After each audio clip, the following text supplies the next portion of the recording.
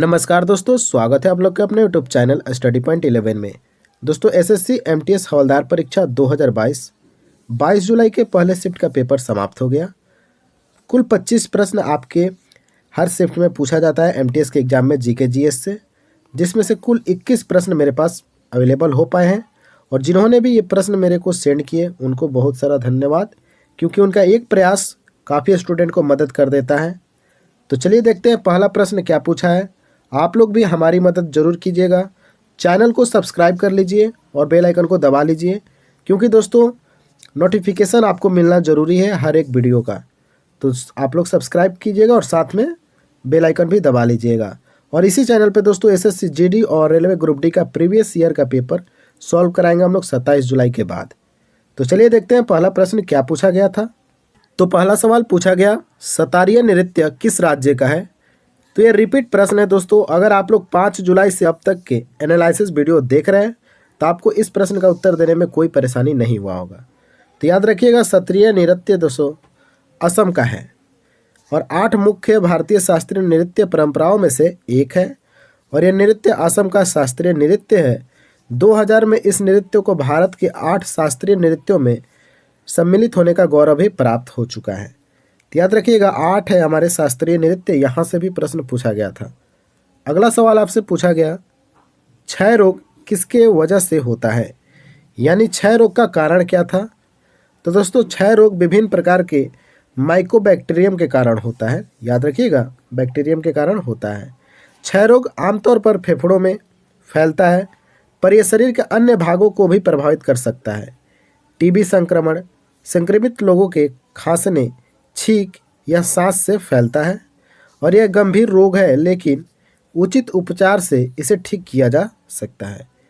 अगला सवाल आपसे पूछा गया था दोस्तों, कॉमनवेल्थ गेम्स 2022 का आयोजन कहाँ होगा।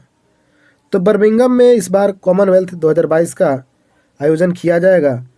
कहाँ? बर्मिंघम में। और यही आपके ऑप्शन में था और सही उत्तर भी यही था। पहली बार वुमेन्स क्रिकेट इन खेलों का हिस्सा होने जा रही है, यानी कॉमनवेल्थ में पहली बार क्रिकेट को शामिल किया जा रहा है, वो भी महिला क्रिकेट को, पुरुष क्रिकेट को शामिल नहीं किया जा रहा है। ये आप लोग ध्यान रखेंगे, केवल महिला क्रिकेट इस बार कॉमनवेल्थ गेम्स में हिस्सा लेने वाली है। अगला सवाल आपसे पूछा गया, जनगणना 2011 के अनुसार भारत की जनसंख्या कितनी है। तो दोस्तों भारत की मौजूदा आबादी की बात करें 1 अरब 21 करोड़ है और यही आपका सही उत्तर भी था। आप लोग इसके बारे में पढ़ सकते हैं डिटेल से। देखते हैं अगला सवाल क्या पूछा गया था। 42वें संविधान संशोधन के तहत क्या जोड़ा जाता है। तो जो 42वां संविधान संशोधन हुआ था उसमें किस चीज़ को हमारे संविधान में जोड़ा गया था। तो दोस्तों 42वें संविधान संशोधन ने प्रस्तावना में भी संशोधन किया और भारत के विवरण को संप्रभु लोकतांत्रिक गणराज्य से संप्रभु समाजवादी धर्मनिरपेक्ष लोकतांत्रिक गणराज्य में बदल दिया और राष्ट्र की एकता शब्दों को राष्ट्र की एकता और अखंडता में भी बदल दिया था। तो आप लोग ये भी याद रखेंगे। अगला सवाल पूछा गया था दोस्तों, नील सत्याग्रह कब हुआ था। तो दोस्तों चंपारण आंदोलन को ही नील सत्याग्रह बोला जाता है, जो 19 अप्रैल 1917 को शुरू हुआ था, जिसका नेतृत्व गांधी जी ने किया। नील की खेती के विरोध में चल रहे नील आंदोलन को ही जब गांधी जी ने बिहार के चंपारण से शुरू किया तो इसे चंपारण आंदोलन या चंपारण सत्याग्रह के नाम से जाना जाने लगा। तो याद रखिएगा नील सत्याग्रह कब हुआ था, 19 अप्रैल 1917 से। अगला सवाल पूछा गया कि चट्टान किसके कारण रंग बदल लेती है। तो दोस्तों चट्टान तापमान बढ़ने के कारण चट्टान अपना रंग बदल लेती है। अगला सवाल आपसे पूछा गया था, केंद्रक में क्या क्या होता है। तो दोस्तों केंद्रक रासायनिक रूप से न्यूक्लियोप्रोटीन्स के द्वारा निर्मित होती हैं, अर्थात इसमें न्यूक्लिक अम्ल तथा प्रोटीन्स मुख्य रूप से होता है। इसके अतिरिक्त इसमें कुछ एंजाइम्स तथा कुछ कार्बनिक लवण भी पाए जाते हैं। अगला सवाल पूछा गया, आईसीसी महिला क्रिकेटर ऑफ द ईयर 2021 कौन बनी है। तो दोस्तों भारतीय स्टार बैट्समैन है, जो बैटिंग करते हैं उनको बैट्समैन बोला जाता है। स्मृति मंधाना जी को चुन लिया गया है आईसीसी महिला क्रिकेटर ऑफ द ईयर 2021 के लिए। तो सभी प्रारूपों में इन्होंने बहुत शानदार प्रदर्शन किया और अंतर्राष्ट्रीय क्रिकेट काउंसिल यानी आईसीसी ने साल 2021 की सर्वश्रेष्ठ महिला क्रिकेटर इनको चुना। तो काफ़ी इम्पोर्टेंट है प्रश्न और हमारे देश के गर्व की बात है कि एक महिला क्रिकेटर को आईसीसी के द्वारा चुना गया है सर्वश्रेष्ठ महिला क्रिकेटर।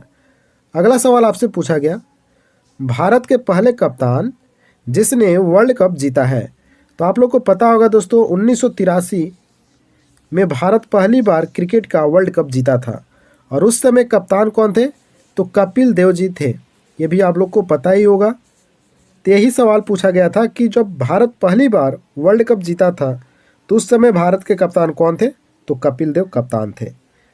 तो दोस्तों 25 जून 1983 का दिन भारतीय खेलों के इतिहास का कभी न भूल पाने वाला दिन था। काफ़ी यादगार दिन था दोस्तों, क्योंकि भारत उसी दिन पहला वर्ल्ड कप जीता था। कपिल देव की अगुवाई में आज से 39 साल पहले भारत ने लॉर्ड्स के मैदान पर वेस्ट इंडीज को हराकर वर्ल्ड कप जीता था। याद रखिएगा, वेस्ट इंडीज को हरा के भारत ने वर्ल्ड कप जीता था। अगला सवाल आपसे पूछा गया, सातवाहन वंश की राजधानी कहाँ थी? तो दोस्तों परिष्ठान जो है सातवाहन वंश का राजधानी रहा। यह महाराष्ट्र के औरंगाबाद जिले में है और सातवाहन साम्राज्य की राजकीय भाषा प्राकृति लिपि ब्राह्मी थी। भाषा याद रखिएगा, प्राकृति व ब्राह्मी लिपि थी। ये प्रश्न भी पूछा जाता है। और सातवाहन की राजधानी था प्रतिष्ठान। अगला सवाल पूछा गया था, एस बालचंद्र किस वाद्य यंत्र से संबंधित है? तो दोस्तों एस बालचंद्र जो है वीणा से संबंधित है और यही आपका सही उत्तर भी था, क्योंकि ऑप्शन में भी यही था। तो याद रखिएगा, एस बालचंद्र जो है वीणा से संबंधित है। अगला सवाल पूछा गया, गॉड ऑफ स्मॉल थिंग्स पुस्तक के लेखक कौन है? तो दोस्तों Arundhati Roy God of small things के पुस्तक के लेखक हैं और काफ़ी इम्पोर्टेंट ये ऑथर हैं। आप लोग ध्यान रखेंगे, अरुंधति रॉय काफ़ी इम्पोर्टेंट बुक लिखती हैं। उनकी बुक को आप लोग एक बार ज़रूर देख लीजिएगा। अगला सवाल पूछा गया, मांडो नृत्य किस राज्य की संबंधित है? यानी जो मांडो नृत्य है दोस्तों किस राज्य से संबंधित है? तो गोवा से संबंधित है मांडो नृत्य। याद रखिएगा, मांडो नृत्य गोवा से संबंधित है। अगला सवाल पूछा गया, बराबर की गुफा कहाँ स्थित है? तो मखदुमपुर बिहार में है बराबर की गुफा। यहाँ से प्रश्न बना था आपके एग्जाम में।